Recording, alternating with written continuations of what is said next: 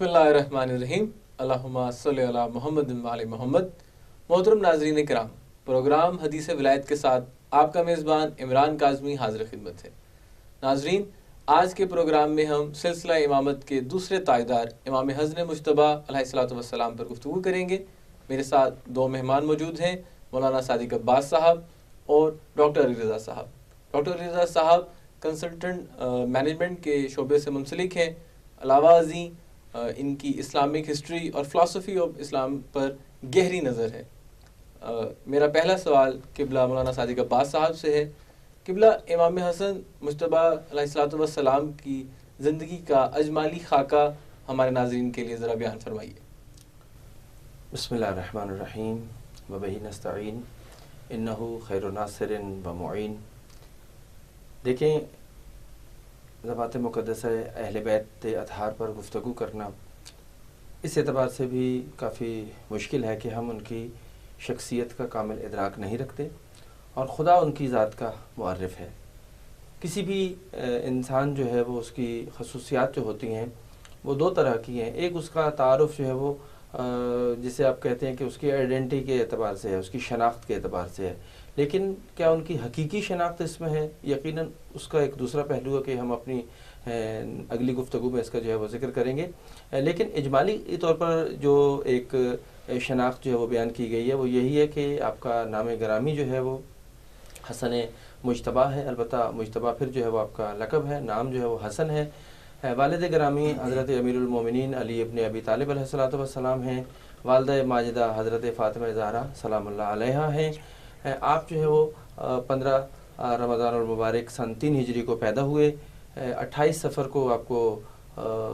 زہر کے ساتھ جو ہے وہ شہید کیا گیا۔ اس کے علاوہ جو ہے وہ آپ کی جو کل زندگی ہے وہ 47 سال ہے، جس میں 7 سال آپ نے پیغمبر اسلام اور حضرت فاطمہ زہرا کی معیت میں گزارے۔ 37 سال جو ہے وہ آپ امیر المومنین کے ساتھ رہے۔ 10 سال جو ہے وہ آپ کا منصب دوران امامت رہا ہے، اور آپ کو جنت البقیع میں دفن کیا گیا۔ ڈاکٹر صاحب، آپ سے میرا ایک سوال یہ ہے کہ جب ولادت باسعادت امام حسن علیہ السلام ہے تو اس میں اہل بیت کی کیا خوشی کا اظہار ہے، اور اس گھرانے نے اس عظیم نعمت کو خدا سے کیسے حاصل کیا، اس کا ذرا احوال بیان فرمائیے گا۔ بسم اللہ الرحمن الرحیم۔ امام حسن مجتبیٰ علیہ السلام کا جب ولادت باسعادت کا موقع آیا تو اس خاندان میں بہت زیادہ خوشی کا اظہار کیا گیا۔ حضرت اس میں یعنی آپ یہ اپنے ارد گرد بھی دیکھیں تو آپ کو محسوس ہوگا کہ جو ہمارے اپنے خاندانوں میں، ہمارے احباب میں جب کسی کے ہاں بیٹا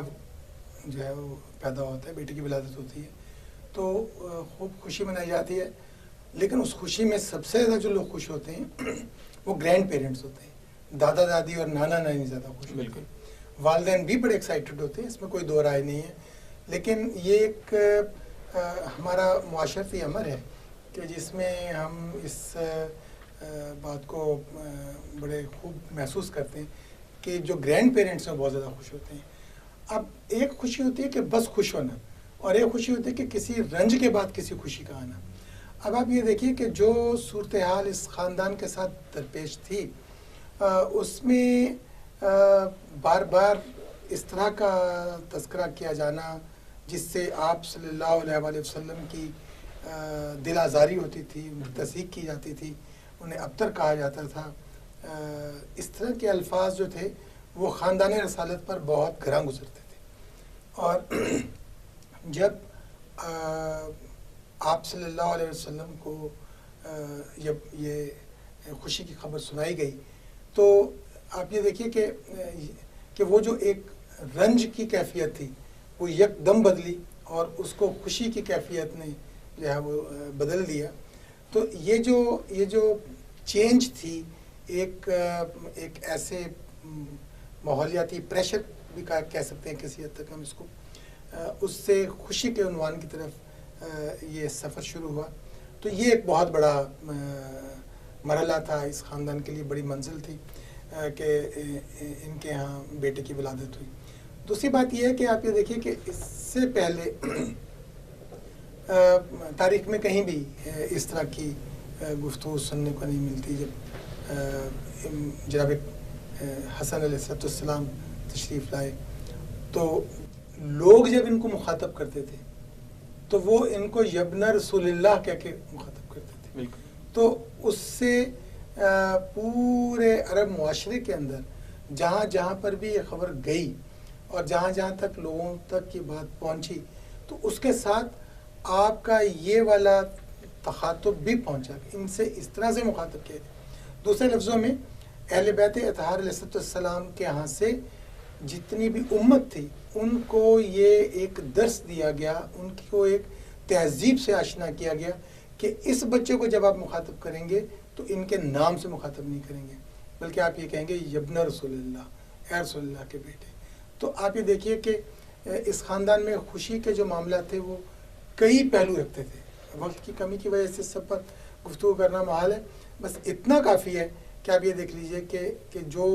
ایک مشکل صورتحال درپیش تھی کہ آگے اولاد نرینہ کا سلسلہ نہیں تھا, تو آپ صلی اللہ علیہ وآلہ وسلم کی اولاد نرینہ یہاں سے چلی اور وہ پھر سلسلہ امامت آگے بڑھتا گیا. ان کے بعد ہمارے تیسرے امام حسین علیہ السلام تشریف لائے اور ان سے ہوتے ہوئے امامت کی معاملات جو ہیں وہ آگے بڑھتے چلے گئے. قبلہ, جیسے کہ ڈاکٹر علی رضا صاحب نے ہمیں ابھی اس گھرانے کی خوشی کا ایک چھوٹا سا تعارف دیا,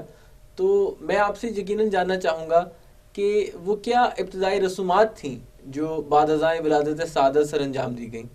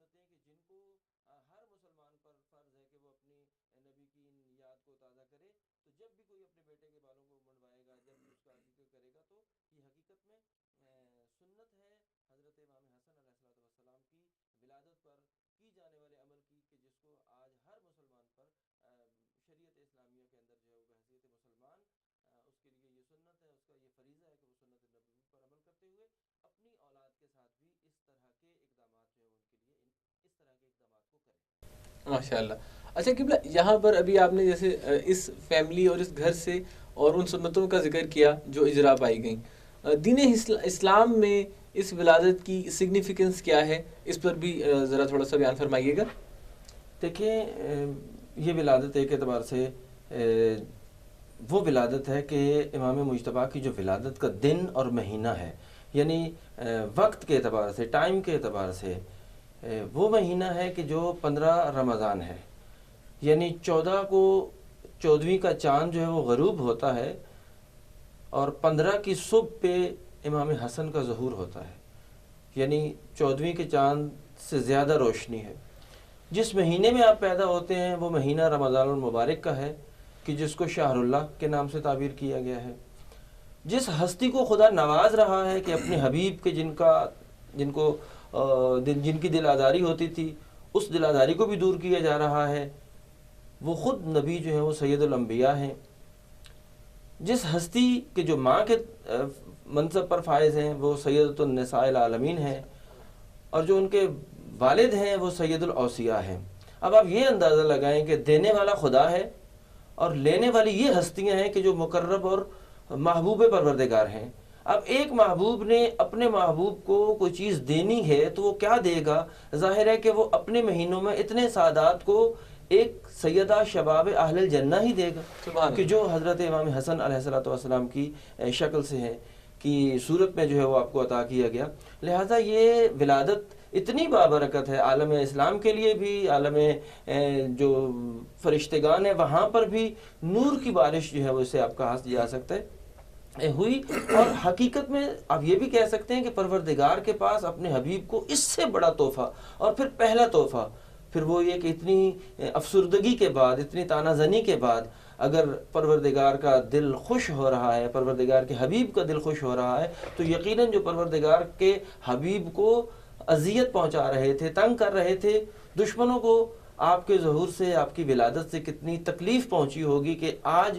یعنی آپ یہ بھی کہہ سکتے ہیں کہ امام حسن مجتبیٰ وہ پہلے مدافع رسالت ہیں، وہ پہلے دین کے محافظ ہیں کہ جن کی آمد سے دشمن مایوس ہوئے۔ ماشاءاللہ۔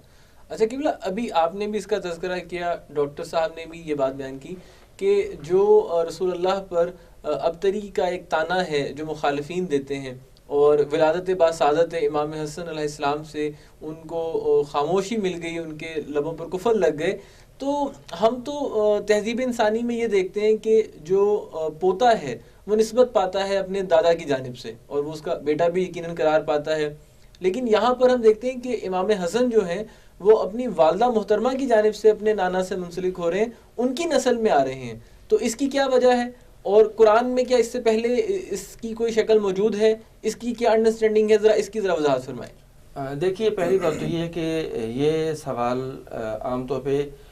ہمارے معاشرے کی اختراع ہے، اور ہمارا معاشرہ جو ہے وہ یعنی بر صغیر پاک و ہند میں عام طور پر، عربوں میں بھی یہ چیز پائی جاتی تھی، اسی لیے لوگ جو ہے وہ اعتراضات بھی کرتے تھے، لیکن سنت پروردگار قرآن مجید میں بالکل اس کے برعکس ہے۔ وہاں پہ اس سے پہلے بھی حضرت عیسیٰ علیہ السلام کو حضرت ابراہیم کی اولاد سے جو ہے وہ قرار دیا گیا، اور ظاہر ہے کہ حضرت عیسیٰ کے والد نہیں بلکہ آپ کی والدہ حضرت مریم کی نسبت حضرت ابراہیم سے بنتی تھی، لہٰذا حضرت عیسیٰ کو حضرت ابراہیم کا بیٹا جو ہے وہ قرار دیا گیا، کہ جس کا قرآن مجید میں جو ہے وہ تذکرہ موجود ہے۔ اور اس کے علاوہ سورہ آل عمران کی آیہ مباہلہ کے اندر ارشاد ہو رہا ہے کہ فَقُلْ تَعَالُوا نَدْعُو أَبْنَاءَنَا وَأَبْنَاءَكُمْ وَنِسَاءَنَا وَنِسَاءَكُمْ، تو پیغمبر اسلام نے ابنانا کے جو مصداق ہے اس میں حضرت امام حسن اور حضرت امام حسین کو لیا، تو اس کا مطلب یہ ہے کہ بیٹے تھے تو لے کر گئے، اب حکم پروردگار ہے، رسول خدا اس حکم پروردگار کی صریح نفی کیسے کر سکتے ہیں؟ اور پھر اس سے بڑھ کر یہ ہے کہ کسی بھی اعتراض نہیں کیا، کسی شخص نے یہ نہیں کہا کہ یا رسول اللہ قرآن میں تو کہا گیا ہے کہ اپنے بیٹوں کو لے کے جائیں، تو آپ اپنے بیٹوں کو، آپ اپنے نوازوں کو لے کے جا رہے ہیں، لہذا قرآن کی روح سے آپ کے بیٹے ہیں، اس سے پہلے کی مثالیں موجود ہیں، اور پھر اس آیت میں تو صریح لفظ ابن لگا کے دوسروں کو جو ہے وہ ان کو جواب مل جاتا ہے، پیغام مل جاتا ہے۔ اور پھر یہ ہے کہ جو آپ کی جو لوگ آپ کو پکارتے ہیں تو ظاہر ہے کہ وہ کنیت سے پکارتے تھے، تو ابن رسول اللہ کے نام سے پکارا جاتا تھا حضرت امام حسن مجتبیٰ کو، اور جتنے بھی ائمہ طاہرین علیہ الصلوۃ والسلام گزرے ہیں ان کو ابن رسول اللہ کے نام سے تعبیر اسی وجہ سے دی جاتی تھی کہ آپ رسول خدا کے بیٹے ہیں۔ بے شک. لہٰذا یہ قرآن مجید میں یہ چیز صراحتاً موجود ہے. لیکن یہ وہ لوگ اس طرح کی باتیں کرتے ہیں کہ جن سے ان کی عظمت ہضم نہیں ہوتی. بے شک. ڈاکٹر صاحب ہم یہ دیکھتے ہیں کہ جب جناب امام حسن علیہ السلام کی ولادت باسعادت ہوتی ہے تو خود ختمی مرتبہ سرکار دو عالم محمد مصطفیٰ صلی اللہ علیہ وسلم موجود ہیں، امام علی موجود ہیں، جناب فاطمہ سلام اللہ علیہ موجود ہیں. تو کن حالات میں اس بچے کی پرورش پروان پاتی ہے، اس پر ذرا روشنی ڈالیے گا. دیکھیے جو پرورش ہے نا، یہ آج کے دور میں تو پوری ایک سائنٹیفک اسٹڈی ہے، ڈسپلن ہے. کن حالات کے لیے ان کو تیار کیا جانا مقصود ہے. مثال کے طور پہ آپ کا بچہ اسکول آف انجینئرنگ میں پڑھتا ہے، اسکول آف میڈیسن میں پڑھتا ہے، لاء میں پڑھتا ہے، تو وہاں پر اس کی باقاعدہ جو ٹریننگ ہوتی ہے 4 سال 5 سال، وہ ان حالات کے لیے تیار کرنا مقصود ہوتا ہے کہ جب یہ ڈاکٹر بن جائے گا یا انجینئر یا وکیل بنے گا تو پھر اس نے پیشہ ورانہ خدمات کیسے انجام دینی ہے. اب اسی بیک گراؤنڈ کو اگر آپ اپنے ذہن میں رکھیں تو آپ یہ دیکھیے کہ یہ ایک ایسے امام ہیں جن کی زندگی میں سکون بہت کم ہے. جب سے انہوں نے آنکھ کھولی یا اس دنیا میں ظہور فرمایا، وہاں سے لے کے آپ کی شہادت تک آپ کو نیومرس چیلنجز کا سامنا کرنا پڑا. He had no time to have a good part of life، جس میں کہہ سکے کہ تھوڑا سا سکون ہے، تھوڑا سا اچھی زندگی گزر رہی ہے. ایسا کوئی لمحہ ہمیں تاریخ میں نہیں ملتا. اب اتنی مشکل زندگی جس ہستی نے گزارنی تھی، اس کی تربیت 3 معصوموں نے کی. جیسے آپ نے اپنے سوال میں بھی ذکر کیا کہ 3 ائمہ علیہ السلام کی براہ راست یہ تربیت میں رہے. آپ صلی اللہ علیہ وسلم جو کہ شہر علم تھے، ان سے علم حاصل کیا. جو اس علم کے شہر کا دروازہ تھے، ان سے علم حاصل کیا. اور سیدہ کونین جو معرفت الہیہ میں ایک درجہ کمال رکھتی ہیں کہ ان کے فضائل معرفت الہیہ کے بارے میں پڑھیں تو انسان دنگ رہ جاتا ہے. تو آپ سے جناب امام حسن مجتبیٰ علیہ السلام کی جو تربیت معرفت الہیہ کے عنوان سے ہوئی، تو جب آپ ان کی زندگی کے مختلف ادوار دیکھتے ہیں تو آپ کو اس تربیت کے اثرات نظر آتے ہیں. مثال کے طور پہ جب آپ قرآن پاک کی تلاوت فرماتے تھے تو جب بھی اس میں مومنین کا تذکرہ آتا تھا تو صحابہ کرام مختلف موقعوں پر تاریخ میں ہمیں ملتا ہے کہ وہ فرماتے ہیں کہ امام حسن مجتبیٰ علیہ السلام جب بھی کسی آیت جس میں مومنین کا ذکر آتا تھا پڑھتے تھے، تلاوت فرماتے تھے، تو اپنا ہاتھ بھی بلند کرتے تھے اور صحابہ کے درمیان میں بیٹھ کے آپ واشگاف انداز سے یہ اس بات پہ اعلان کرتے تھے کہ یہ آیت ہم اہل بیت کے لیے،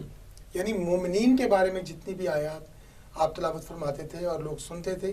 تو آپ اس کا اظہار بھی کرتے تھے، اور خالی اظہار نہیں، باقاعدہ ہاتھ بلند کر کے اور لوگوں میں کھل کے اس بات کو بتاتے تھے کہ یہ مومنین ہم اہل بیت ہیں جن کے لیے یہ کہا گیا ہے کہ ان کے لیے دودھ کی نہریں ہیں اور ان کے لیے اس طرح کے باغات ہیں اور ان کے لیے رب العزت کی اس طرح کی نعمتیں جو ہیں وہ موجود ہیں. تو یہ اس تربیت کا، اس معرفت الہیہ کا مظہر تھا کہ جو اس طرح سے سامنے آیا. پھر جنگوں میں رہے اور یعنی آپ یہ دیکھیے کہ ایک طویل زندگی ان کی جو ہے وہ مختلف غزوات میں اور جنگوں میں گزری ہے. تو اس کے واقعات پڑھیں تو آپ کو اندازہ ہوتا ہے کہ انہوں نے اپنے بابا سے جو فن حرب تھا وہ کیسا سیکھا، تلوار چلانے کا جو انداز تھا ان کا، جو ان کا جوش و جذبہ، ولولہ، ان کی کمٹمنٹ ٹو دا کاز وہ اتنی ایبسلیوٹ تھی کہ کسی مرحلے پر بھی کسی کو جو ہے وہ شک کا ذرا سا بھی شائبہ نہیں ہوتا تھا. تو آپ جیسے جیسے مختلف ان کے مراحل دیکھتے جاتے ہیں، لیکن سب سے اہم ترین بات یہ تھی کہ ان 3 پاکیزہ ہستیوں سے جو اگر میں کچھ اس طرح سے کہہ سکوں کہ شجاعت ہے، دلیری ہے، تلوار زنی ہے، بہترین خطابت ہے، الفاظ کا شاندار چناؤ ہے، ان سب چیزوں کے علاوہ حکمت و دانائی میں ایک درجہ کمال رکھتے تھے کہ اس قدر زیادہ مکر و فریب سے بھرے ہوئے جو لوگ تھے ان سے ان کا سامنا تھا، اور ہر روز ایک نئی سازش، ہر روز ایک نئی کانسپریسی کو یہ فیس کرتے تھے. تو اس کو اتنے شاندار طریقے سے یہ نیگوشیٹ کرتے تھے، اتنے اچھے طریقے سے اس چیلنج کو اس کا سامنا کرتے تھے کہ دشمن جو تھے وہ دنگ رہ جاتے تھے. تو اس میں حد یہ ہوئی کہ جیسے مولانا صاحب نے فرمایا کہ آپ کی جو حیات ہے وہ 47 سال پر محیط ہے، تو یہ کوئی زیادہ بڑی طویل زندگی نہیں تھی، لیکن جو ان کے دشمن تھے وہ اس قدر زیادہ فرسٹریٹ ہو گئے تھے کہ وہ جو چال چلتے تھے یہ اس کا کاؤنٹر اتنے زبردست طریقے سے کرتے تھے، علم کے ذریعے، اپنی حکمت کے ذریعے، اپنی دانائی کے ذریعے. یعنی کہ ان کے مخالفین جو تھے وہ عددی اعتبار سے بڑے تھے، وہ وسائل کے اعتبار سے بہت زیادہ تھے، لیکن حکمت و دانائی میں یہ اس قدر زیادہ زبردست تھے کہ ان کی ہر طرح کی چال کو یہ ناکام بنا دیتے تھے. اور بالآخر وہ اتنے فرسٹریٹ ہوئے that they decided to come up with a strategy کہ ان کو قتل کرا دیا جائے، اور صرف ایک ہی راستہ ہے کہ اگر یہ اس طرح سے رہیں گے تو ہم اپنی حکومت کو جاری نہیں رکھ سکتے. یعنی کہ مطلب جو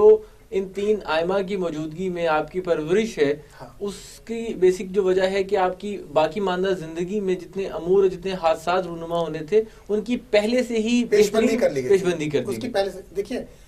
جیسے میں نے شروع میں ذکر کیا کہ آپ کسی کو آپ پرورش کرتے ہیں کسی خاص مقصد کے لیے. جیسے جناب امیر علیہ السلام نے ہم لوگوں کے لیے کہا کہ والدین کے بچوں پر جو حقوق ہیں وہ 4 ہیں. ایک کہ آپ ان کا اچھا نام رکھیں، دوسرا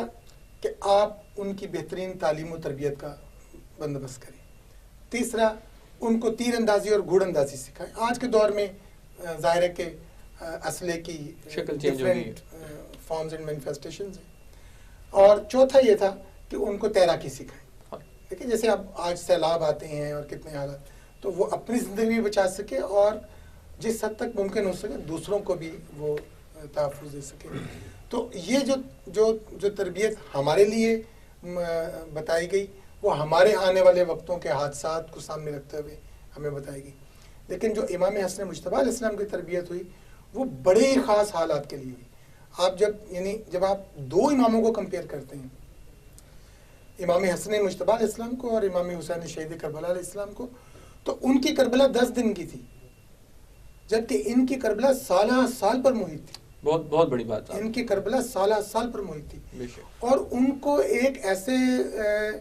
دشمن کا سامنا تھا جو کہ براہ راست جنگ پر آمادہ تھا، اور اس نے جنگ کر ڈالی اس طرح سے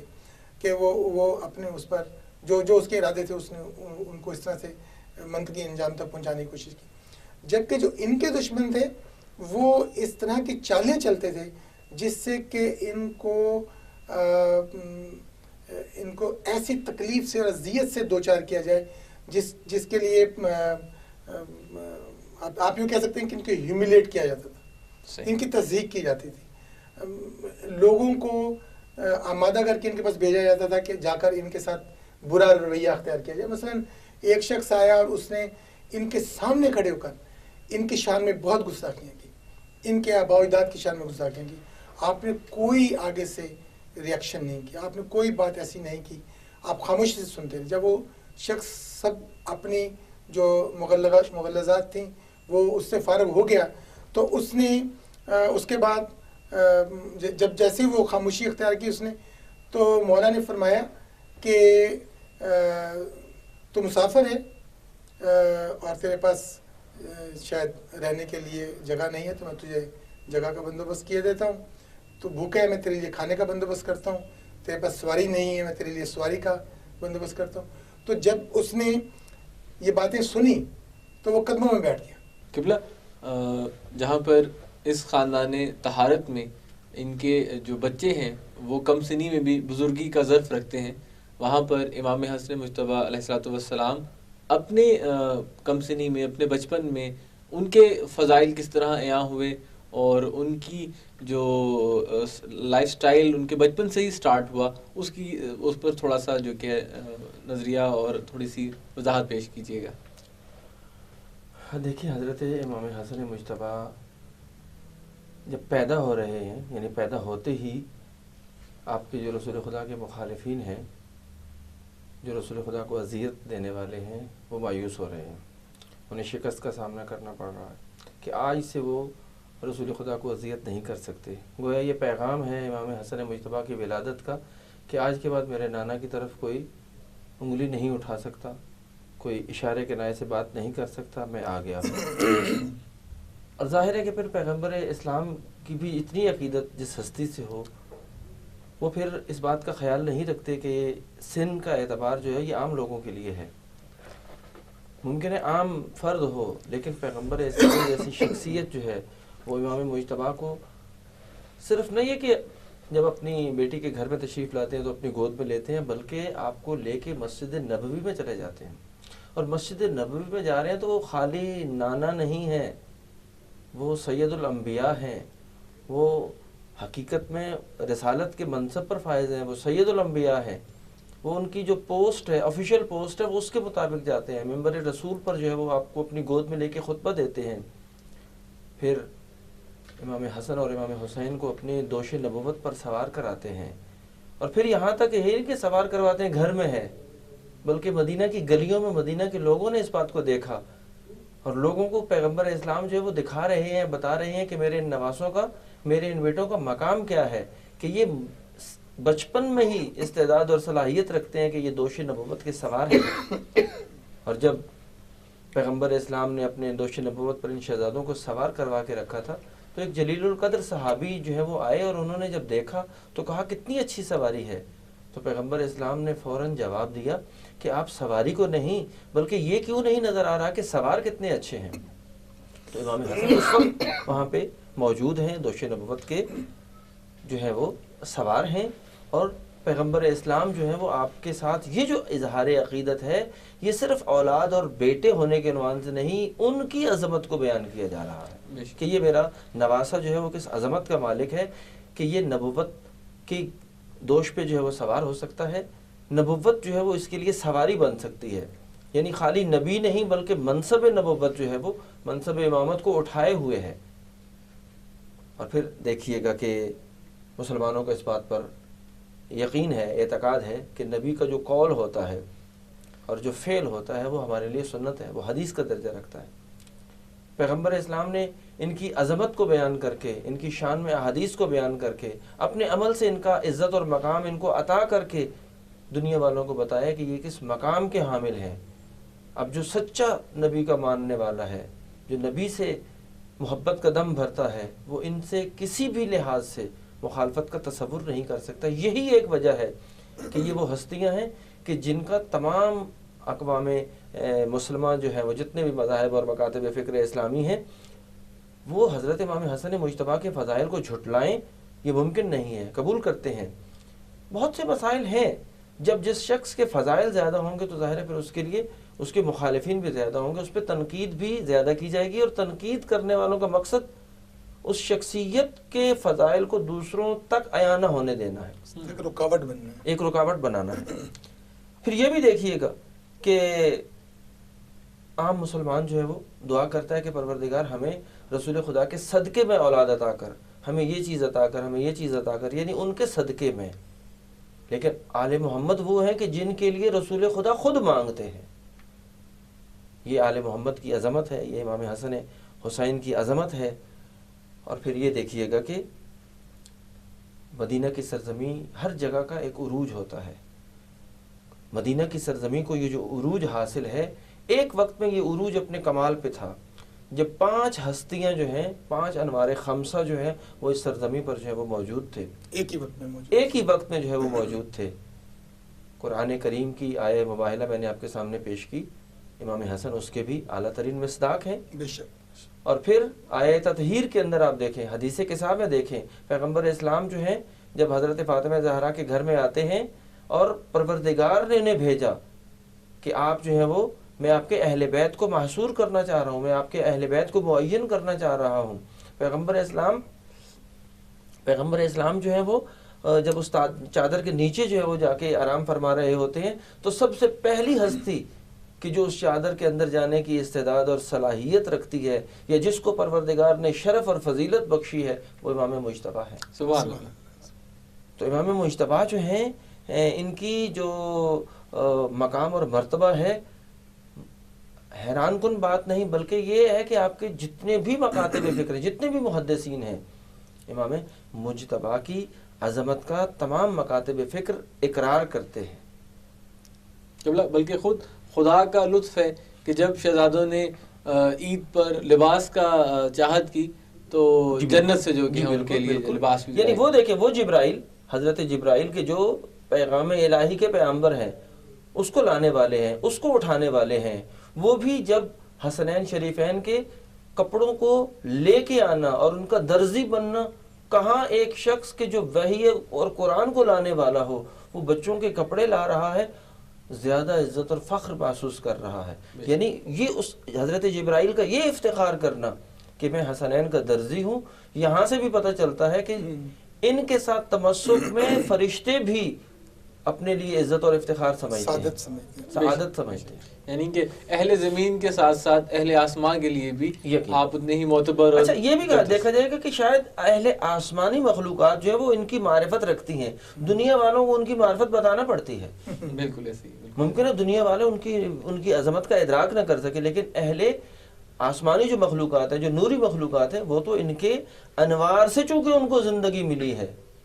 ان کے نور سے انہیں حیات ملتی ہے، ان کی بقا ہے، تو یقیناً وہ اپنے لیے افتخار سمجھتے ہیں. اور ان کے وجود پر نور سے آسمانوں پہ جو جشن منائے جاتے ہیں، حتیٰ ان کے روز ولادت ہو یا جب ان کا روز شہادت ہوتا ہے تو جو سوگ منایا جاتا ہے وہ آسمان زمینوں سے زیادہ آسمانوں پہ منایا جاتا ہے. اچھا قبلہ، ابھی آپ نے جیسے بیان فرمایا کہ محبت کا جو عالم ہے رسول خدا کی نظر میں امام حسن کے لیے، تو یقیناً آپ کی احادیث میں بھی اس کا تذکرہ موجود ہوگا. تو میں چاہوں گا کہ اگر ہم کچھ ان احادیث کو آپ کی زبان سے سن سکیں اور ہمارے لیے یقیناً ایک جو کہ ہے زاد راہ بن سکے کہ ہم بھی زبان اقدس سے رسول خدا سے جانیں کہ آپ کیسے مدح ثرا فرماتے ہیں امام حسن مجتبیٰ کی، تو ذرا اس میں کچھ عنایت فرمائیے گا. دیکھیں، پیغمبر اسلام حضرت محمد مصطفیٰ صلی اللہ علیہ وآلہ وسلم رسول ہیں، اور پھر رسول کا کام یہ ہے کہ وہ خدا کے حکم کو بیان کرتا ہے. اور خداوند عالم نے آپ کا انتخاب جو کیا ہے اور قرآن مجید میں اس بات کی تائید اور تصدیق کی ہے کہ وما ینطق عن الہویٰ، یہ میرا حبیب جو ہے یہ اپنی مرضی سے بات نہیں کرتا جب تک کہ وحی نازل نہ ہو. اب یہ ہمارے حبیب کی زبان کی صداقت ہے کہ وہ جب اپنے کلام کی نسبت کو پروردگار کی طرف دیں تو وہ وحی بن جاتی ہے، جب اپنی طرف دیں تو وہ حدیث بن جاتی ہے. لیکن مقام عمل پر دونوں برابر ہیں. اب وہ زبان کہ جو وحی کی ترجمان ہے، جو خدا کے کلام جن کی زبان سے جاری ہوتا ہے، وہ ہستی یہ فرما رہی ہے الحسن والحسین امامان قاما او قعدا، کہ امام حسن اور حسین دونوں امام ہیں، چاہے یہ قیام کریں چاہے یہ قیام نہ کریں، یہ جنگ نہ کریں، یہ سلو کریں. اور پھر فرمایا وہ سید شباب اہل الجنہ، کہ حسن جو ہے یہ سید شباب اہل جنہ ہے، جوانان جنت کے سردار ہیں. پھر فرمایا حجت اللہ علی الامہ، کہ یہ اس امت پر خدا کی حجت ہیں. امرہ امری، ان کا حکم میرا حکم ہے، وقولہ قولی، اور ان کی بات نہیں بلکہ میری بات ہے. جس طرح خدا جو ہے وہ اعتماد کی کیفیت کو دیکھیں کہ جس طرح خدا کو اپنے حبیب کی کلام پہ اعتماد ہے، اسی طرح پیغمبر اسلام کو امام حسن کی کلام پہ اور قول پر جو ہے اور فعل پر اعتماد ہے. یعنی ان کا جو امر ہوگا، ان کا جو حکم ہوگا وہ حسن مجتبیٰ کا حکم نہیں، وہ حقیقت میں محمد مصطفیٰ کا حکم ہوگا، اور جو محمد مصطفیٰ کا حکم ہے وہ حقیقت میں محمد مصطفیٰ کا نہیں بلکہ پروردگار کا حکم ہے۔ تو یہ مقام ہے۔ پھر فرمایا فمن تبعہ فإنہ منی، جس نے ان کی اتباع کی، اس نے ان کی اتباع نہیں کی، یعنی حسن کی جس نے اتباع کی اس نے صرف حسن کی اتباع نہیں کی، اس نے میری اتباع کی۔ یہاں پر جو منی ہے وہ یقیناً پوری نبوت سے مراد ہے کہ میری، یعنی کہ مجھ نبی محمد مصطفیٰ کی اتباع کی۔ یقیناً یہ صرف اس میں ہم صرف ایک شفقت کا معنی نہیں لیں گے کہ انہوں نے اپنی اولاد کے لیے یہ پیاری بات ہے۔ ہاں یہ بھی اس میں ہے کہ پیغمبر جب گفتگو کرتے ہیں، بات کرتے ہیں، ان کا ذاتی پہلو ایک اور ایک ان کا آفیشیل، یہ ان کی آفیشیل سٹیٹمنٹ ہے، اور آفیشیل نام محمد ہے لیکن منصب رسالت ہے۔ ایسا لگتا ہے کہ آپ اہتمام حجت کر رہے ہیں اور تمام فضائل کو چیزہ چیزہ کر کے بیان فرما رہے ہیں کہ دنیا میرے اس بیٹے کو سمجھ سکے اور اس کی وہ مقام جو خدا بزرگ و برتر نے عطا کیا ہے اس کو آپ خود فضائل بن کر، خود ذاکر بن کر بیان کریں۔ بے شک فضائل اپنی جگہ پر، لیکن نبوت کا کام ایک یہ ہے کہ لوگوں کو گمراہی سے روکنا۔ بالکل۔ اور کوئی یہ نہ کل کہے کہ میں رسول کے زمانے میں نہیں تھا اس لیے مجھے پتہ نہیں چلا، لہذا یہ میری حجتیں جو ہیں، یہ جو امر ہے، یہ حسن مجتبیٰ جس زمانے میں ہوگا، جس نے اس کے امر کو مانا اس نے گویا کہ میرے امر کو مانا۔ جس نے فمن، آگے دیکھیں حدیث کا جو اگلا جملہ ہے، اور یہ وہ حدیث ہے کہ جو مسلمانوں کی تمام مصدقہ اور مستند کتابوں میں تمام محدثین نے اسے ذکر کیا ہے۔ فمن عصاہ، کہ جس نے اس کی نافرمانی کی، جس نے اس کی حکم عدولی کی، فإنہ لیس منی، اس کا مجھ سے کوئی تعلق نہیں ہے۔ پھر فرمایا پروردگار سے خطاب کرتے ہوئے، اللہم، جب ہم کہتے ہیں تو خدا سے مانگ رہے ہیں نا، اللہم ان ھذا ابنی، اے میرے پروردگار یہ میرا بیٹا ہے۔ کہ پروردگار کو نہیں پتا؟ یقیناً پتا ہے۔ کہا کہ پروردگار یہ میرا بیٹا ہے، میں اس سے محبت کرتا ہوں، آپ بھی اس سے محبت کریں۔ اور پھر فرمایا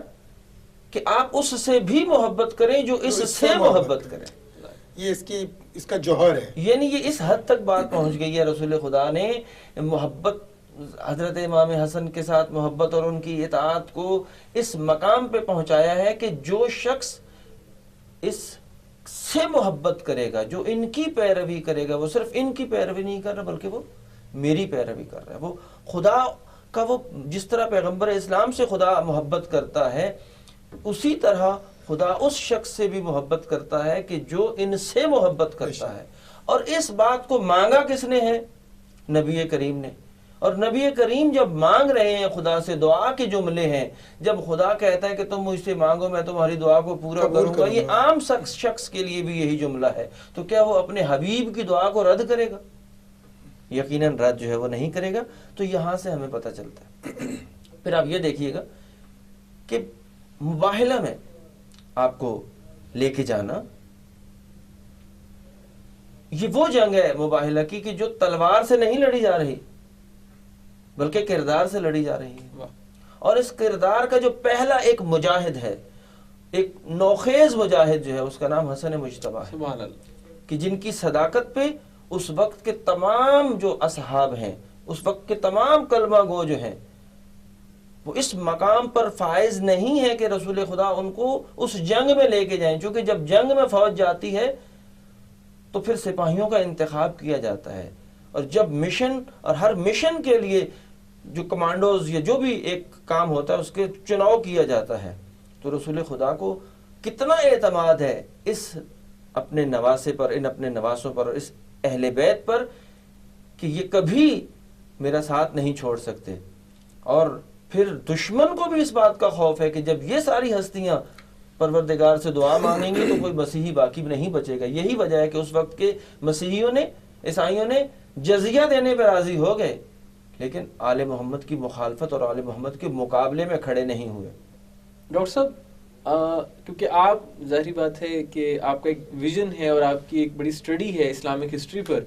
تو ایک ایسا سوال کہ امام حسن علیہ السلام کی جو اولاد اور ازواج ہیں، ان کی تعداد مفصل اور ان کے اسماء مبارک کیا ہیں، ذرا اس کو بیان فرمائیے تاکہ جو ہمارے ویورز ہیں وہ بھی سمجھ سکیں، اور جو اکثر مبالغہ آرائی پائی جاتی ہے تعداد میں وہ ذرا کلیئر ہو جائے۔ دیکھیے، امام حسن مجتبیٰ علیہ السلام کی شادیوں کے حوالے سے تاریخ میں کافی بحثیں موجود ہیں اور مختلف حوالوں سے لوگوں نے اس پہ گفتگو کی ہے، لیکن جو مستند ترین ہمیں حقائق نظر آتے ہیں جو کامن ہیں سب کے درمیان میں، اور کامن جب میں کہتا ہوں تو میں ان لوگوں کے لیے کہہ رہا ہوں کہ جن راویوں کو بھی بڑا مستند سمجھا جاتا ہے، ان مستند راویوں کے درمیان میں جو بات کامن ہے وہ یہ ہے کہ آپ کی 9 شادیاں تھیں اور آپ کے 15 بچے تھے، جن میں زیادہ تر جو راوی ہیں وہ اس پہ متفق ہیں کہ آپ کے 8 بیٹے اور 7 بیٹیاں تھیں۔ جو آپ کی ازواج ہیں ان میں جناب ام فرما ہیں، بی بی خولہ بنت منظور، ام بشیر بنت ابو مسعود عقبی، جناب نفیلہ ہیں، جناب رملہ ہیں، ایک بی بی کا نام ام حسن ہے، ہند بنت سہیل ایک اور نام ہے، اور ام اسحاق ان کی ازواج میں شامل ہیں جن کے ہاں کافی کثرت اولاد تھی، اور پھر وہ بہت ہی تکلیف دہ اور اذیت ناک بات جو جس کو ہم ان کی شہادت کے حوالے سے پڑھتے ہیں، وہ بھی ان کی ایک زوجہ تھی جو بہت بدبخت تھی، اور اس نے امام علیہ السلام کو جو ہے وہ قتل کے منصوبے میں شامل ہوئی، اس منصوبے کو عملی جمع پہنانے میں اس کا ہاتھ رہا، اور اس کا نام تھا جودہ بنت اشس۔ یہ 9 ازواج ہیں جن کا کامنلی ذکر آتا ہے کہ یہ آپ کے ازواج میں تھی، اور ظاہر ہے کہ زندگی کے مختلف مرحلوں میں یہ ایک وقت میں 9 کی 9 نہیں تھیں، یہ مختلف مراحل میں کبھی 1 تھیں کبھی 2 تھیں، اس طرح سے مختلف مراحل میں تھیں۔ آپ کے جو بچے ہیں ان میں زید بن حسن، جن سے زیدی سادات جو ہیں وہ موسوم ہیں زیادہ، جو ہم اپنے برصغیر پاک و ہند میں دیکھتے ہیں، کہیں پر ان کو واسطی بھی کہا جاتا ہے۔ پھر ان کے ایک بیٹے کا نام حسن بھی ہے، حسن بن حسن ان کے بیٹے کا نام، قاسم ابن حسن جو کربلا میں جن کی بہت زیادہ شہرت ہے، پھر ان کے 2 بیٹوں کا نام عبداللہ ہے، ان میں ایک ام اسحاق میں سے تھے اور ایک ام عبداللہ میں سے تھے۔ آپ کی 2 بیٹیوں کا نام فاطمہ ہے، ایک کا نام رقیہ ہے، ایک کا نام ام سلمہ ہے، تو اس طرح سے آپ کے 8 بیٹے اور 7 بیٹیاں ہیں اور 9 ازواج ہیں۔ یہ میں نے جو آپ سے گفتگو کی ہے، جو نام بتائے ہیں، یہ بہت ہی مستند جو کتب ہیں، اور پھر ان کتب کے اندر جو بہت ہی مستند راوی ہیں ان میں جو بات کامن ہے وہ یہ ہے۔ اچھا قبلہ، یہ تو بڑی پریسائز اور ایک لمیٹڈ سی تعداد ہے، لیکن ستم اور مبالغہ رائے کی حد یہ ہے کہ 300 سے زائد بیویوں کا الزام دیا جاتا ہے مخالفین کی جانب سے، تو یہ اس کی کیا وجہ ہے؟ دیکھیں، اس کی بنیادی وجہ تو حضرت امام حسن کی جو شخصیت کے جس کو پیغمبر اسلام جو ہیں وہ لوگوں کے لیے عیاں کرنا چاہتے ہیں، لوگ پیغمبر اسلام کا مقصد تھا کہ لوگ ہدایت پائیں، اور جو ظاہر ہے کہ پیغمبر اسلام کے مشن کے مخالف ہیں، چاہے وہ کلمہ گو کی حیثیت اختیار کر جاتے ہیں، انہوں نے بھی اس شخصیت کو زیادہ ہدف قرار دیا ہے، اور پھر ظاہر ہے کہ ایسے تہمتیں اور الزامات جو ہے وہ لگائے گئے ہیں کہ جن کا تصور بھی انسانی عقلوں کے منافی ہے۔ اب یہ دیکھیے کہ پیغمبر اسلام کی زندگی میں شریعت میں 4 شادیاں بیک وقت رکھی جا سکتی تھی، جبکہ اس زمانے میں عربوں میں یہ رواج ازدواج کا زیادہ تھا، اور پھر ایک وہاں پہ کنیز کا مسئلہ بھی تھا، اور پھر ظاہر ہے کہ جو شخص جس کی پیغمبر جس کے قول و فعل کی اتنی تائید کر رہا ہو، کیا یہ ممکن ہے کہ وہ اپنے نانا کی شریعت کے خلاف جائے گا؟ ایسا نہیں تھا۔ اور پھر ڈاکٹر صاحب نے جو نام بتائے ہیں کہ جو مستند نام ہے کہ جن کا مختلف کتابوں میں جن کے ذکر جو ہے وہ موجود ملتا ہے، تو وہ بڑا محدود ہے، اور پھر یہ ہے کہ ساری بیک وقت ایک وقت کی نہیں ہے، مختلف اوقات میں ہیں، اور پیغمبر اسلام کی جو ازواج کے بارے میں جو سوالات یا پیغمبر اسلام کی شخصیت کے بارے میں جو اعتراضات ذاتی اعتبار سے کیے جاتے ہیں، آپ یہ دیکھیں کہ وہ اعتراض کرنے والے غیر مسلم ہیں، لیکن آل محمد پر اعتراض کرنے والے غیر مسلم نہیں بلکہ کلمہ مسلم ہیں۔ اب یہاں پہ یہ بھی ایک لمحہ فکریہ ہے، کیا پیغمبر اسلام کو نہیں پتا تھا؟ ایسا نہیں ہے۔ اس میں اب یہ دیکھیے گا اب یہ دیکھیے گا کہ پیغمبر اسلام کی جو امام مجتبیٰ کی زندگی ٹوٹل 47 سال ہے۔ 15 سال کی عمر میں بچہ جو ہے وہ بالغ ہوتا ہے، 32 سال پیچھے رہ جاتے ہیں۔ پھر آپ کے 15 بیٹے ہیں، یعنی اولاد میں 15 ہیں، 8 بیٹے ہیں، بیٹیاں، 9 بیویاں ہیں، بمائے یعنی جو جن کو کنیز کے اعتبار سے جو ہے وہ شامل کیا جاتا ہے وہ بھی اس میں موجود ہیں۔ تو اب آپ یہ اندازہ لگائیے گا کہ ایک شخص کی یہ زندگی ہے، پھر اس کی عبادت بھی ہے، اس کی ریاضت بھی ہے، اس کا تقویٰ بھی ہے، پھر یہ اس خاندان سے تعلق رکھتا ہے کہ جہاں سے لوگوں نے عبادت کرنا سیکھا ہے۔ امیر المومنین ایک رات میں جناب سیدہ ساری رات عبادت کیا کرتی تھی۔ یہ کسی بادشاہ کا بیٹا نہیں ہے کہ جس کی شب و روز جو ہے وہ شباب و کباب میں گزرنے والے ہوں، یہ تو خدا کے مقرب ترین بندے ہیں۔ بلکہ یہاں پہ تو جو کنیزیں آتی تھیں یا جو ان کی خدمت میں آنے والے ہوتے تھے، حتیٰ وہ اگر پلانٹڈ بھی ہوتے تھے، ان کو تیار کرنے کسی اور مقصد کے لیے بھی تیار کیا جاتا تھا، تو جب ان کی صحبت انہیں میسر ہو جاتی تھی تو ان کی زندگیاں یکسر تبدیل ہو جاتی تھی۔ تو یہ ایک تہمت لگائی گئی ہے کہ جو اس 32 سالہ دور کے اندر آپ دیکھیں کہ ممکن نہیں ہے، اگر فرض کریں 300 سے زیادہ ہوں تو کیا ہوا، جبکہ آپ کی زندگی کے جو کام ہیں ان کو آپ دیکھیں۔ یعنی پیغمبر اسلام کی زندگی رحلت کے بعد 7 سال وہاں پہ رہے، 37 سال امیر المومنین کے ساتھ رہے، اور امیر المومنین کے ساتھ جو رہے ہیں اس میں آپ ان کے بڑے بیٹے ہیں، اور زیادہ جنگوں میں رہے، زیادہ تر جنگوں میں رہے ہیں، ان کی جتنے بھی امور ہیں ان کے ساتھ امیر المومنین کے ساتھ معاون رہے ہیں۔ بڑا بیٹا ہونے کے ناطے جو ذمہ داریاں ہیں وہ بھی آپ پر عائد ہیں، ان کو بھی پورا کر رہے ہیں۔ اس میں ایک بات میں قبلہ صاحب کی یاد سے یہ کہوں گا کہ اگر ہم اس بات کو دیکھنا چاہیں کہ 300 بیویاں ہیں تو ظاہر ہے کہ وہ جو بیویاں ہیں وہ اس فزیکل ورلڈ کا حصہ تھیں، تو معلوم ہونا چاہیے کہ وہ کہاں رہتی تھیں۔ کیا وہ اسی ملک میں رہتی تھیں، اسی شہر میں رہتی تھیں، یا مختلف ملکوں میں آباد تھیں؟ پھر وہ جو ان کی بیویاں تھیں وہ کن کی بیٹیاں تھیں؟ جیسے میں نے آپ کو 9 بیویوں کا نام بتایا، میں ان کے والدین کا نام بھی بتا سکتا ہوں، ان کے دادہ تک کے نام ہمارے پاس موجود ہیں کہ فلاں بنت فلاں، آگے اس کا کیا نام ہے، یعنی کہ خلاف عقل ایک الزام ہے کہ جس کی ایگزسٹنس اگر 300 بیویاں ہیں تو ان کے نام ہونے چاہیے۔ اچھا، پھر ان میں سے اولادیں سامنے آنی چاہیے، ان کے کلیمنٹس ہونے چاہیے، کوئی تو کلیم کرے نا کہ جی میں ان کی اولاد میں سے ہوں، ٹھیک ہے، اور مجھے نہیں مانا گیا یا میری حق تلفی ہو گئی، مجھے وراثت نہیں ملی، مجھے یہ تو کچھ تو چیز سمجھ، یعنی یہ بالکل بیس لیس بات ہے، یعنی عقلاً بھی یہ خلاف عقل ہے، اس کو تسلیم نہیں کیا جا سکتا کہ کیا ممکن ہے کہ ایک حیات میں ایک انسان اتنی جو ہے وہ شادیاں بھی کرے، جنگوں میں بھی رہے، حالت عبادت میں بھی رہے، دسترخوان کو بھی جو ہے وہ قائم کرے اور اس کو مینٹین کرے، لوگوں کی خدمت کے لیے بھی گھر سے باہر اپنا وقت گزارے، تو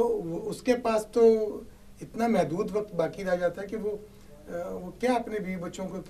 کتنا جسٹیفائی کر سکتا ہے۔ تو امام جو ہیں وہ ہم یہ بات جانتے ہیں اور سمجھتے ہیں کہ امام عادل ہیں، کیونکہ خدا عادل ہے اور یہ خدا کی طرف سے ہم پر حجت ہے، جیسے قبلہ صاحب نے بھی فرمایا کہ آقا انعامدار صلی اللہ علیہ وسلم نے یہ ارشاد فرمایا کہ یہ حجت ہے۔ اب جب یہ اللہ کی طرف سے ہم پر حجت ہے اور حجت الہی جو ہے وہ اپنے خالق کی جو اوصاف ہیں وہ ظاہر کرتی ہے، تو خدا عادل ہے، یہ بھی عادل ہے۔ اب اگر یہ عادل ہیں تو 300 بیویوں کے ساتھ عدل کرنا بھی تو ضروری ہے، تو وہ کہاں پر ہیں؟ یعنی کم از کم کوئی ایک مورخ تو ایسا ہو کہ جو 300 نام ہی سامنے لے آئے۔ البتہ یہ دیکھیں ساری دشمنی کی بنیاد پر ہیں، یہ ایسی بغض کی بنیاد پر ہیں کہ جس کی کوئی بیس نہیں ہے، اور یہی وجہ ہے کہ جو آل محمد کا دشمن ہے خداوند عالم نے اس کو ایک چیز جو کثرت سے عطا کی ہے وہ جہالت ہے۔ اچھا، ایک اور میں تھوڑی سی بات کہنا چاہوں گا کہ جس دور میں انہوں نے اپنی زندگی گزاری ہے اس دور میں کیونکہ دین اسلام کی شکل بگڑنا شروع ہو گئی تھی، اور جو ان کے مخالفین تھے وہ زمانہ جہالت کی جو روشیں تھیں اس کی طرف واپس پلٹنا شروع ہو چکے تھے تو وہ یہ چاہتے تھے کہ ان پر اس قسم کے الزامات لگائے جائیں کہ لوگ ہمارے جو کرتوت ہیں ان کی طرف نہ دیکھیں اور ہماری جو ہم خواہشات نفسی کے ذریعے اپنی زندگی گزارتے ہیں تو ہماری طرف فنگر پوائنٹنگ نہ ہو. سو دے ٹوک اٹ وے فارورڈ کہ ہم اس طریقے سے کریں گے تو لوگ ہماری طرف نہیں دیکھیں گے. So where's it is now very clear کہ یہ صرف ایک الزام ہے جس میں آپ کی شخصیت کو داغدار کرنے کے لیے اسے من گھڑت کہانی کے طور پہ گھڑا گیا. علاوہ ازیں ہم نے وہ تمام نام اور وہ تمام وسیلے اپنے پاس محفوظ رکھے اور بیان بھی کر دیے تاکہ آپ لوگ فل کانفیڈنس لے سکیں اور اگر سوسائٹی میں کہیں پر بات ہوتی ہے تو کانفیڈنٹلی آپ ان کا تذکرہ کر سکتے ہیں. قبلہ میں یقیناً آپ سے ایک بات جاننا چاہوں گا کہ جیسے ہم نے دیکھا کہ آپ کو حیات مقدسہ رسول اللہ کے ساتھ بھی زندگی گزارنے کا شرف حاصل ہوا, مولا علی کے ساتھ بھی, اور بعد میں آپ خود بھی جو کہ ہے ممبر خلافت تک آئے. تو یہ جو لائف سپین ہے اس میں آپ کی کیا ذمہ داریاں رہیں رسول اقدس کی زندگی میں تا جو کہ ہے دور امامت حضرت علی کے وقت تک اور اس کے بعد بھی, اس کا ذرا خلاصہ بیان فرمائیے گا. دیکھیں, پیغمبر اسلام کی زندگی میں آپ 7 سال تک آپ ان کی مائیت میں رہے اور پیغمبر اسلام نے جتنے بھی امپورٹنٹ ایشوز تھے باوجود اس کے کہ پیغمبر اسلام کا وہ دورانیہ کہ جس میں امام مجتبیٰ کی ولادت ہوتی ہے, اسلام کی ساری جنگیں اس دوران لڑی جا رہی ہیں آلموسٹ. اور پھر پیغمبر اسلام بڑے بڑے ایونٹس میں اس شہزادے کو اپنے ساتھ لے کے جا رہے ہیں. تو یہ یعنی دوسرے لفظوں میں کہیں کہ پیدائش سے ہی ذمہ دار شخص کا نام حسن مجتبیٰ ہے. اور پھر جب پیغمبر اسلام کی رحلت ہوتی ہے تو بعد میں بھی یہ اپنے والد گرامی کے ساتھ ہیں. اب یہ دیکھیے گا کہ اس وقت 3 امام موجود تھے, لیکن امامت کا مقام اور مرتبہ اور جو منصب امامت اس بات کا اقتضا کرتا ہے کہ جب ایک امام جو پہلا امام ہے وہ موجود ہے تو جو بعد والا امام ہے وہ اس وقت تک اس کی پیروی میں رہے گا, اس کی مدد کرے گا, اس کی نصرت کرے گا, اس کے ساتھ رہے گا. اور پھر ظاہر ہے کہ بیٹا ہونے کے ناطے, یہ امام علی کے بیٹے بھی ہیں تو بیٹے ہونے کے ناطے بھی ان کی ذمہ داریاں ہیں. جب حضرت ابو ذر غفاری کو دوران خلافت تبعید کیا گیا اور یہ حکم دیا گیا کہ کوئی بھی ان کو خدا حافظ نہیں کہے گا, ان کو الوداع نہیں کرے گا, الوداع کرنے کے لیے نہیں جائے گا, تو امام مجتبیٰ گئے بالکل امیر المومنین کے ساتھ گئے. یعنی یہ ان کی ایک سیاسی اقدام تھا جس میں وہ اپنے عقیدے اور نظریے کو بیان کرنا چاہ رہے تھے کہ ہم ابو ذر کو چھوڑ نہیں سکتے. ابو ذر خدا کے رسول کا صحابی خاص ہے, سچا ترین فرد ہے. اگر آج حکمران جو ہے وہ انہیں اپنے مقاصد کے یعنی اپنی مخالفت کی بنا پر جو ہے وہ تبعید کر رہے ہیں تو ہم ان کی بات ماننے کے پابند نہیں ہیں. پھر امیر المومنین کے ترجمان کی حیثیت سے آپ نے کام کیا, ایڈمنسٹریٹر کی حیثیت سے کام کیا. البتہ یہ دوران خلافت خلفائے ثلاثہ کے دوران آپ کی ذمہ داریاں اس زمانے میں چونکہ سقوط کا دور ہے, لیکن سقوط کے دور میں آپ نے جو فقراء, مساکین, عبادت, ریاضت, دسترخوان اور اپنے یعنی لوگوں کے ساتھ جو ہے وہ جو ہیومینٹی بیسز کے امور ہیں, جو سوشل نیٹ ورک کی کام ہیں, ان کو جو ہے وہ آپ انجام دے رہے ہیں. لیکن 30 سے زیادہ حج کیے ہیں اور پیدل حج کیے ہیں اور ننگے پاؤں حج کیے ہیں. یہ ساری عبادتیں کرنے والا شخص یہ آپ کی یعنی یہ اس دورانیہ میں ہو رہی ہیں. پھر یہ ہے کہ جب حضرت امیر المومنین خود یعنی حضرت عثمان کی خلافت کے آخری ایام جو ہیں اس میں آپ حضرت امیر المومنین کے نمائندے کے طور پہ جاتے ہیں, حتیٰ ان شخصیات کے درمیان, ان افراد کے درمیان کے جو احتجاج کر رہے ہیں خلیفہ وقت کے خلاف, ان کے ساتھ یہ مذاکرات کرتے ہیں, ان کو روکتے ہیں. اور امام علی کا حضرت امام حسن مجتبیٰ کو بھیجنا اس بات کی دلیل ہے کہ اس وقت جو احتجاج کرنے والے ہیں ان کے نظر میں حضرت امام حسن مجتبیٰ کا مقام کیا ہے. جو پروٹیسٹ کر رہے ہوتے ہیں ان کے ساتھ کسی کو بات کرنے کے لیے جس کو بھیجا جاتا ہے, اگر وہ شخصیت خود متنازع ہو یا اس کا احترام کا قائل نہ ہو تو جو احتجاج کرنے والے بات نہیں سنتے. ایٹ لیسٹ وہ ایکسیپٹیبل پرسنالٹی تھی. اور پھر ظاہر ہے کہ جو محصور حضرات ہوتے تھے, محصور افراد تھے, ان کے لیے ان کا بھی خیال رکھتے تھے. اچھا قبلہ, یہ ان محصور اور اس حکومت کا دفاع تھا, اس کو ہم کیسے انڈرسٹینڈ کریں گے؟ دیکھیں, پہلی بات تو یہ کہ حکم جو اس وقت چل رہا ہے وہ امیر المومنین کا چل رہا ہے. امیر المومنین سکوت کیے ہوئے ہیں. امیر المومنین کی پالیسی یہ ہے کہ کوئی شخص بھی مسند خلافت پر، جو امت اسلامیہ کا ظاہر ہے کہ ایک وقت حکومت پر جو ہے وہ یہ بادشاہت نہیں ہے کہ اقتدار کی خاطر ایک حاکم وقت کو جو ہے وہ قتل کر دیا جائے، لیکن امیر المومنین ہرگز نہ یہ چاہتے تھے اور نہ ہی وہ جو یہ کام کرنے کے لیے آئے تھے ان کے معاون تھے، مددگار بھی نہیں تھے، بلکہ ان کو ہدایت کر رہے تھے، روک رہے تھے. اور ان کے سامنے امام حسن کو بھیجنا دوسرے لفظوں میں خطرے سے بھی خالی نہیں ہے. جو خلیفہ وقت کے ساتھ جو ہے وہ کے ساتھ ہر قسم کا عمل انجام دینے کے لیے تیار ہیں، تو جو شخص مصالحت کے لیے جائے گا کیا اس کو وہ چھوڑ سکتے ہیں؟ یعنی امیر المومنین نے اس حد تک اپنی سنجیدگی کو دکھایا کہ میں حسن مجتبیٰ کو ان افراد کے درمیان کے جو آپ کے خلاف احتجاج کر رہے ہیں چھوڑ رہا ہوں، بھیج رہا ہوں، تاکہ یہ کام نہ ہو کہ مسند خلافت پر کوئی شخص جو ہے وہ قتل نہ کیا جا سکے یا اس کی جان کو خطرہ جو ہے وہ لاحق نہ ہو، وگرنہ یہ روایت پڑ جائے گی. اور یہ روایت آپ نے پہلے بھی دیکھا، بعد میں بھی دیکھا کہ جو اقتدار کے طالب ہوتے ہیں وہ اپنے بیٹا جو ہے وہ اپنے باپ کو قتل کر دیتا ہے، بھائی جو ہے وہ اپنے بھائی کو قتل کر دیتا ہے. لیکن امیر المومنین کی نظر میں حاکم وقت کو اور پھر بالخصوص کہ جو مسند خلافت پر موجود ہے اس کو قتل ہوتا ہوا نہیں دیکھ سکتے تھے. تو یہ یقیناً امیر المومنین کا عقیدہ اور نظریہ یہ ہے کہ یہ کام انجام نہ پائے. لیکن اگر فرض کریں دونوں طرفین اپنے امور کے اوپر جو ہے وہ بضد قائم ہیں تو پھر اس میں ظاہر ہے کہ امیر المومنین کا کوئی لیکن حضرت امام حسن کی جو ذمہ داری ہے اس کو ہم جو ہے وہ دیکھ رہے ہیں. حضرت امام حسن کی ذمہ داری کے بعد آپ یہ دیکھیے گا کہ حضرت علی کی زندگی یعنی بطور ان کے ایڈمنسٹریٹر کے طور پر آپ کام کر رہے ہیں. لوگوں کو مختلف جنگیں جو ہوئی ہیں امیر المومنین کی اس میں لوگوں کو خطبے دے رہے ہیں، واعظ و نصیحت کر رہے ہیں، سوالات کے جوابات کے لیے جو ہے وہ ارجاع دیا جاتا ہے. سوال پوچھنے کے لیے آتا ہے تو آپ جو ہے وہ حضرت علی جو ہے وہ امام حسن کی طرف لوگوں کو بھیجتے ہیں، یعنی لوگوں کے دینی سوالوں کے جواب کسی قسم کے بھی سوالات اور جوابات کے لیے بھیجتے ہیں. اور بعض لوگ اس بات پر بھی اعتراض کرتے تھے کہ ہم امیر المومنین سے پوچھنے کے لیے آئے، آپ ہمیں اس بچے کے پاس بھیج دیتے. تو امیر المومنین کہتے ہیں کہ نہیں، یہ امام حسن مجتبیٰ کا مقام ہے کہ جو امام حسن کی بات ہوگی، چونکہ پیغمبر اسلام کی حدیث کو امیر المومنین نے خود سنا ہوا ہے کہ جو حسن کا حکم ہے وہ رسول خدا کا حکم ہے. لہٰذا کہا کہ جو حسن بات کرے گا وہ میں بھی بات کروں گا.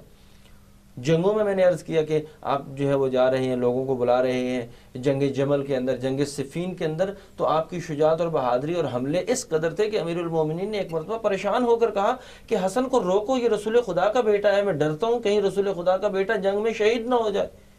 یعنی اس بات سے پتہ چلتا ہے کہ امام حسن کتنے زیادہ بہادری اور شجاعت کا مظاہرہ جو ہے وہ کر رہے ہیں.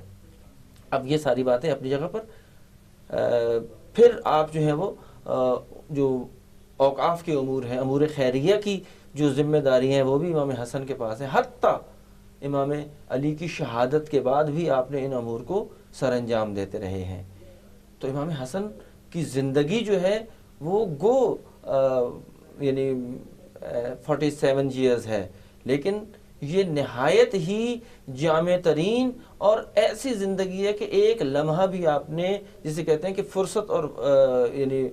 اس اعتبار سے بسر نہیں کیا کہ آپ کو سکون ملا ہو. لیکن آپ نے جو کام کیے ہیں اس میں آپ کی جو بصیرت ہے، جن امور کو جس شجاعت کے ساتھ، جس دانش مندی اور عقل مندی کے ساتھ آپ نے انجام دیا ہے، یہ حضرت علی کا ان کو اتنے اختیارات اور اپنے امور کے اندر مداخلت، اپنے امور کا نگران بنانا، یہ حضرت علی کی بھی اور پیغمبر اسلام کے اس فرمان کی تائید ہے کہ حسن مجتبیٰ کی یہ استعداد اور صلاحیت ہے. اور پھر امام حسن مجتبیٰ کی ہی وہ بصیرت ہے کہ جس کی وجہ سے آج تک اسلام جو ہے اس نے بڑے بڑے منافقین کے چہروں کے اوپر جو پردے تھے اس کو ہٹا دیا. سبحان اللہ. اور خود ہم نے وصیت امیر المومنین میں دیکھا کہ آپ نے اپنے کل حرم کو امام حسن کے اتباع میں دیا کہ آپ ان کے ولی ہیں، آپ ان کے ذمہ دار ہیں. تو نہایت یعنی کہ ذمہ داری اور کانفیڈنس کی لائف آپ نے بسر کی. اچھا قبلہ، میں یہاں پر یہ بھی جاننا چاہوں گا کہ امام حسن کی جو سخاوت ہے اس کا تذکرہ بھی تھوڑا سا ذرا بیان فرمائیں. جو دسترخوان امام حسن مشہور ہے کہ یہ اس کی جو کہ غنی اعتبار سے اس کی کیا آل محمد کی یہ جو اس طرح کی جو خوبیاں ہیں نا، اس کا اقرار تو دشمن بھی کرتے ہیں، بے شک، اور جو آپ کے سخت ترین مخالف بھی ہیں وہ بھی اس بات کا اقرار کرتے ہیں کہ جو پروردگار نے یہ صفات ان میں ہیں وہ کسی اور میں نہیں پائی جاتی۔ آپ کی سخاوت کا عالم کہ آپ نے متعدد مرتبہ اپنے گھر کے سامان کو راہ خدا میں فی سبیل اللہ جو ہے وہ تقسیم کر اور دیا، مکمل سامان کو، مکمل سامان۔ یعنی کہ نصف نہیں یا کچھ نہیں بلکہ مکمل سامان راہ خدا آپ میں۔ یہ اندازہ لگائیے گا کہ امام حسن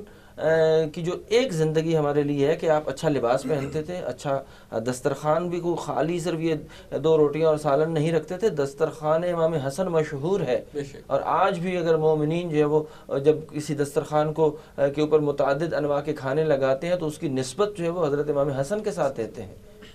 تو یہ امام حسن کی سخاوت ہے، یہ ان کی خدا کی نعمات کے ساتھ جو ہے وہ پھر صرف اپنے لیے نہیں بلکہ دوسروں کے لیے وہ جو نعمات ان کے پاس ہوتی تھی ان کو وہ جب دوسروں کے ساتھ شیئر کر دیتے تھے، حتیٰ شیئر کرنے میں مطلب یہ نہیں کہ ان کو بھی دے دیتے تھے بلکہ اپنے گھر کو بھی خالی کر دیتے ہیں۔ امام حسن مجتبیٰ کی سخاوت، آپ کا علم، آپ کا زہد، آپ کا تقوی، یہ وہ چیزیں ہیں کہ جن کو عام انسان بیان نہیں کر سکتا، یہ بیان کے قابل نہیں ہے کہ ہم یہ بیان کریں کہ جی ایسا ہے ایسا ہے، ہم اس کا ادراک ہی نہیں کر سکتے چونکہ ان کی عبادت خلوص پر مبنی ہے اور اس کا اجر جو ہے وہ پروردگار کو ہی پتہ ہے۔ اسی لیے پروردگار نے اس خاندان کو اتنی عزت دی ہے کہ وہ یہ ہستیاں خدا کی اطاعت میں اتنی خدا کی اطاعت کے اندر اور خدا کی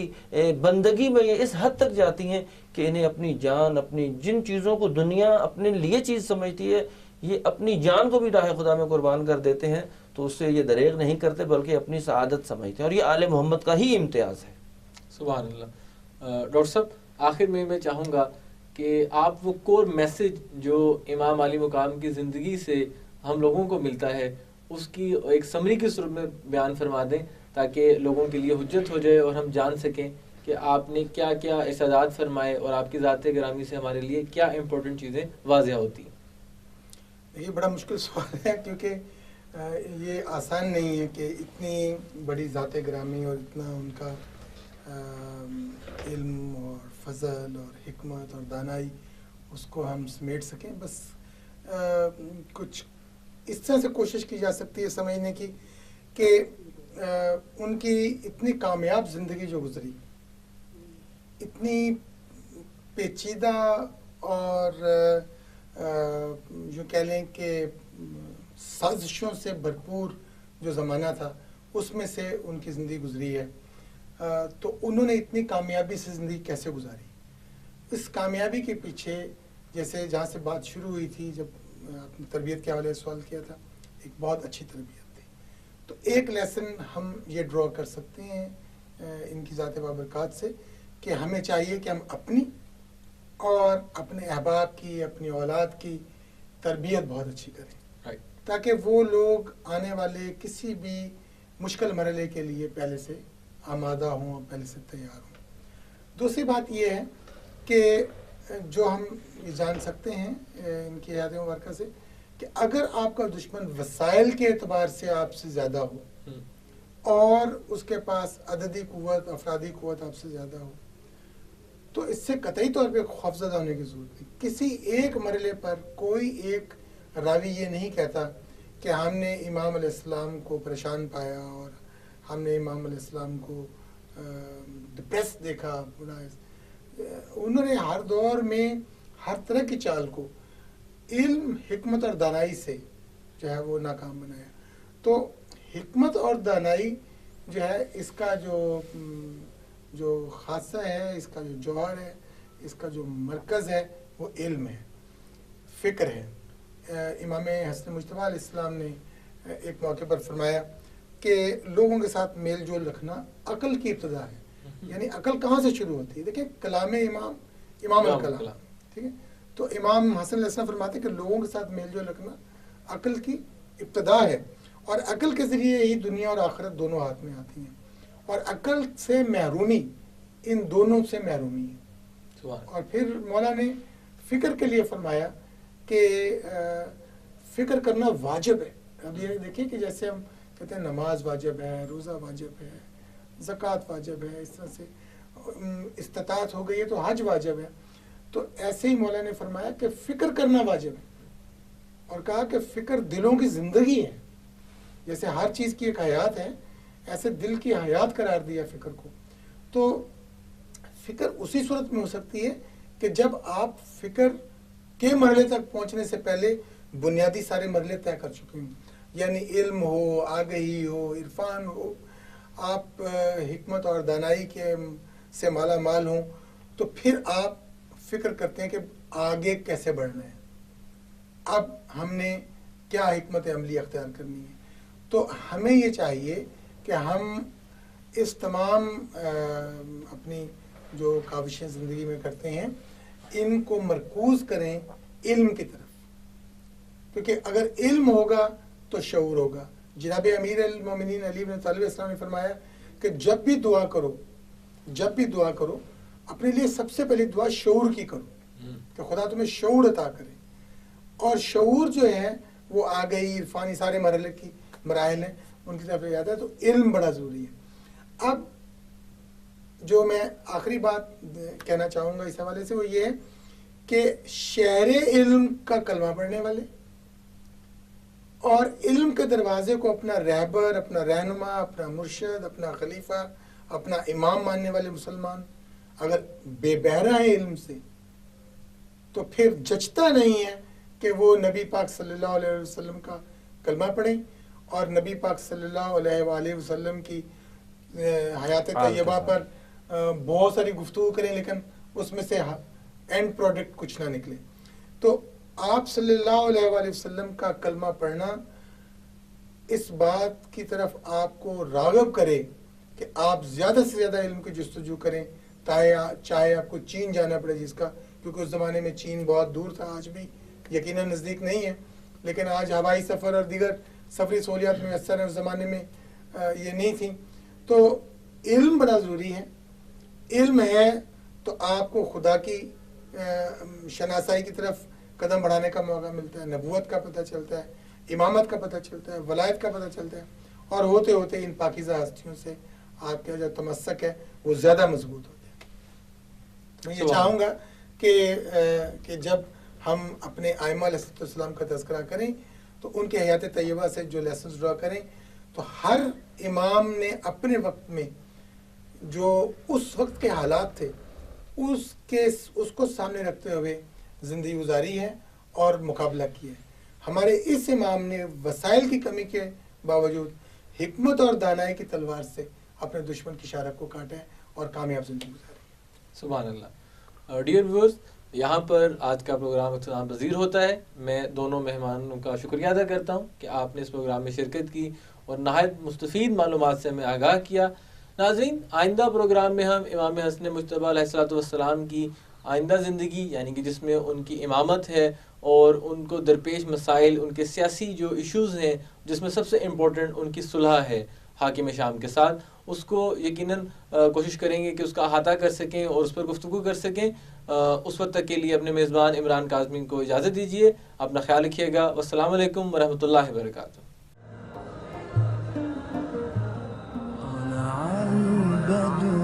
علينا من ثنيات